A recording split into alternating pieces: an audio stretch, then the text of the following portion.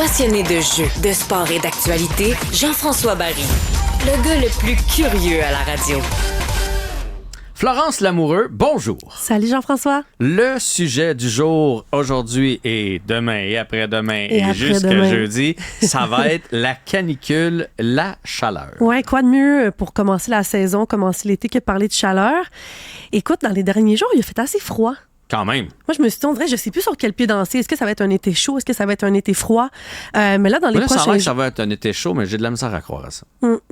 Surtout avec les températures qu'il y a eu dans les derniers jours. Mais là, pour aujourd'hui, c'est vraiment une canicule qui va s'abattre là, sur tout le Québec. Aujourd'hui, c'est la journée la moins chaude avec un 36 degrés. Mais mardi, mercredi, jeudi, les températures vont atteindre là, jusqu'à 43 degrés. Puis on n'est pas les seuls qui vont... Ressentis, okay. Évidemment. Je t'ai pas dit, on n'a jamais vu ça au mercure. Non, c'est des 32-33 degrés, mais la température ressentie va aller jusqu'à 43-44 degrés dans la région de Montréal, mais aussi ailleurs au Québec. Et on n'est pas les seuls qui vont vivre des chaleurs extrêmes comme ça. Il y a beaucoup de régions aux États-Unis. Il y a 135 millions d'habitants des régions situées entre Chicago et New York qui vont devoir faire face à des températures extrêmes comme ça. Puis qu'est-ce qui va causer la canicule dans les prochains jours? C'est vraiment une masse d'air chaud qui part des États-Unis qui va venir jusqu'à nous. Puis j'en ai parlé au tout début. Moi, on dirait, je sais plus sur quel pied danser. Est-ce qu'il va faire froid cet été? Est-ce qu'il va faire chaud? Mais j'ai posé la question à Patrick de Bellefeuille que vous connaissez bien. Là. C'est un expert chez Météo Média dans les changements climatiques, donc on peut écouter sa réponse. Et ce qu'on voyait, c'était un mois de juin qui était hésitant. C'est-à-dire, ça partait pas en lion, là, cette affaire-là. Et on l'a bien vu, comme vous le soulignez, la semaine dernière, il faisait frais, la semaine dernière aussi. Et là, au contraire, on a plutôt une canicule à tout casser qui s'installe. Mais on voyait le cœur de l'été, surtout pendant les mois de juillet et de août. Et là, à ce moment-là, on prévoit un été qui va être au-dessus de la normale en température. Donc, un été qui sera chaud. Puis un été qui va être sec, c'est-à-dire que on va avoir moins de journées de pluie en nombre de journées, mais quand il va pleuvoir, il y a des chances que ça tombe beaucoup plus, en plus grande quantité parce que ce sera à cause d'orages. Donc, c'est beaucoup de chaleur là, qui nous attend cet été. Puis ce que Patrick m'expliquait, c'est que ce qui devient dangereux, c'est quand la nuit, la température redescend pas en bas de 20 degrés. Parce que quand il fait 30, 32 dans la journée, ben le soir, il me disait, notre corps a besoin de répit. Ouais. Quand vous avez une air climatisée chez vous, ça va bien. Une piscine, tout ça, mais c'est pas tout le monde là, qui a ça. Non, c'est ça. Donc, quand il fait très, très chaud puis que ton corps peut pas la nuit avoir une température de moins de 20 degrés, c'est là que ça devient dangereux. Donc, c'est pour ça que souvent, on fait là, des grosses alertes comme là dans les derniers jours. On reçoit des alertes sur nos téléphones, nous dire c'est vraiment important quand la température ne redescend pas, que vous trouvez un moyen là, pour aller vous mettre au froid. Puis je lui ai demandé ses meilleurs trucs pour vaincre la chaleur. Puis évidemment, au début, il me dit les trucs assez classiques comme l'air climatisé, boire de l'eau, un ventilateur, laisser les rideaux baisser. Si jamais vous n'avez pas d'air climatisé, ben aller au centre d'achat peut-être 1 ou 2 heures dans la journée, même si vous êtes jeune, parce que votre corps a besoin d'avoir une température plus basse. Surtout si vous travaillez à l'extérieur, parce que la vie continue. Là. Puis il m'a donné 2 trucs assez cocasses. Le Patrick, habituellement, il reste sérieux, mais là, il m'a dit deux trucs qu'il faisait dans son jeune temps quand il n'y avait pas d'air climatisé à son appartement. Comme par exemple, de se mettre le pied dans un seau d'eau froide. Là, ce qui arrive, c'est que ton sang qui circule partout dans ton corps va aller se rafraîchir au niveau des pieds, puis quand il va faire le tour après, là, ça va aider un petit peu. Il y a aussi le très célèbre truc, mais ça, faut pas... c'est un peu spécial, mais je vous jure, ça fonctionne très, très bien. C'est que vous prenez une serviette, vous la mouillez, là, vous la tordez pour pas qu'elle dégouline, là, puis c'est ça, avec ça, vous vous servez comme drap pour dormir la nuit. Et ça, je vous garantis que dans le milieu de la nuit, vous l'enlevez, que vous vous mettez en dessous des couverts. Oui, il me disait à un moment donné, moi je faisais ça quand j'étais jeune, puis j'avais pas d'air climatisé, puis à un moment donné, je me réveillais pendant la nuit, puis j'avais froid, fait que j'enlevais la serviette mouillée, puis je me mettais sur les doudous. Mouillée? Ouais. Ah ouais, j'avais jamais entendu ce truc-là. Non. Non.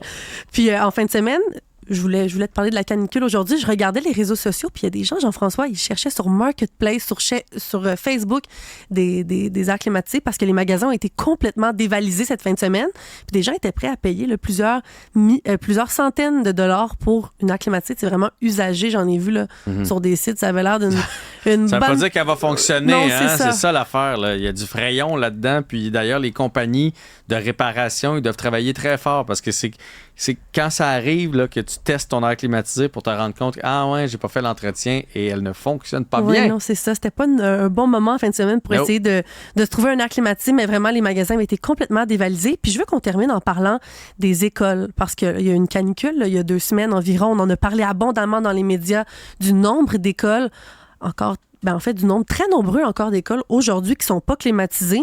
Et là, l'école n'est pas terminée cette semaine. Oui, il y a une grande majorité des évaluations qui sont terminées, mais je lisais en fin de semaine sur des groupes Facebook des enseignantes, c'est vraiment enseignants et enseignantes inquiets, disant « Je comprends pas comment c'est pas encore dans les priorités du gouvernement actuellement de climatiser les classes. » Et j'ai parlé avec une enseignante qui nous a décrit en fait un peu son quotidien puis les défis là, dont elle fait face en lien avec la chaleur. C'était vraiment difficile il y a 2 semaines parce que c'était la période des évaluations. Des fois, on n'a pas le choix, on n'a pas vraiment de marge de manœuvre pour changer nos dates. Il faut concilier les activités. En tout cas, il y a plein de choses à concilier. Dans les classes, tu peux faire plus que 30. Surtout moi, j'étais une classe au 2e étage avec le soleil dans la classe l'après-midi. Ça vient à 31, 32. On a beau avoir un ventilateur, mais ça va juste déplacer la chaleur. Donc, qu'est-ce que je fais? Ils ont le droit à leur bouteille d'eau. On prend des pauses. J'essaie de faire les évaluations le matin. Ce que j'ai fait la dernière fois, les enfants avaient tellement chaud qu'il fallait finir une écriture. J'ai dit, on va aller prendre une marche. On est allé prendre une marche au 1er étage. C'était moins chaud. Puis au salon du personnel, on a la clim. Fait que je leur ai fait faire le tour du salon du personnel. J'ai dit, on marche super tranquillement pour qu'ils prennent l'air un peu. Ensuite de ça, l'après-midi, je leur ai donné un Mr. Freeze. Donc, c'est pas facile.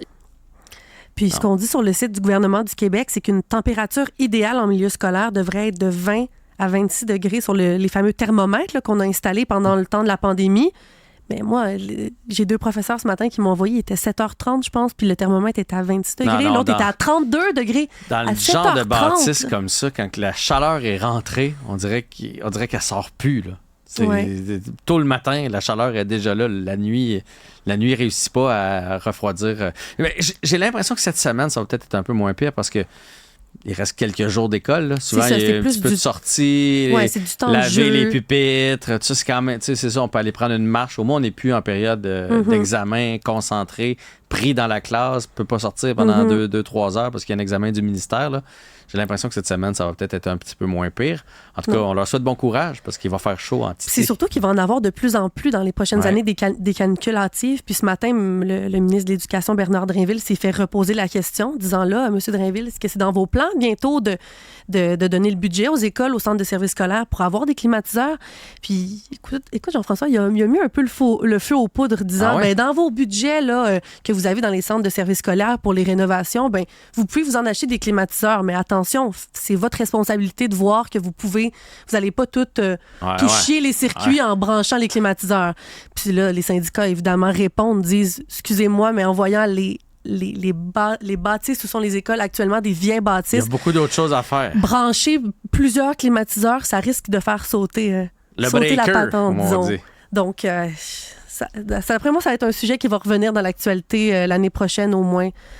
L'école se termine bientôt, comme tu as dit. Au niveau de l'école, puis vous, prenez soin de vous. Puis si vous connaissez des gens dans votre quartier, des gens d'autres familles, des amis qui n'ont pas l'air climatisé, qui n'ont pas de piscine, qui n'ont pas de sous-sol, c'est peut-être les inviter à la maison un soir, comme tu disais. Là. Il s'agit d'une petite heure à l'air climatisé, au moins pour redescendre la température corporelle.